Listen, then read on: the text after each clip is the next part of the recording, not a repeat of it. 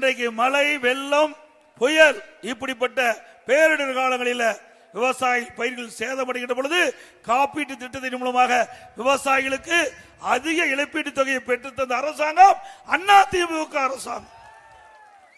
என விவசாயிகள் செழிக்க வேண்டும், அப்பொழுதுதான் தொழில் சிறக்கும், உணவு பஞ்சம் ஏற்படாமல் இருக்கும். அதற்காக அதிமுக அரசு பல்வேறு நடவடிக்கை எடுக்கப்பட்டது.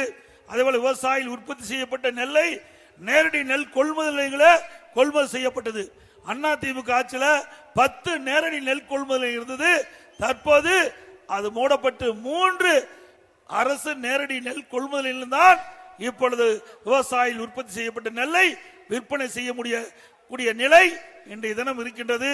மீண்டும் அதிமுக ஆட்சிக்கு வந்த பிறகு விவசாயிகள் விருப்பப்படி எங்கெல்லாம் அதிக அளவில் நெல் உற்பத்தி செய்கிறார்களோ அந்த பகுதியில் அரசின் சார்பாக நேரடி நெல் கொள்முதல் நிலையங்கள் திறக்கப்படும்.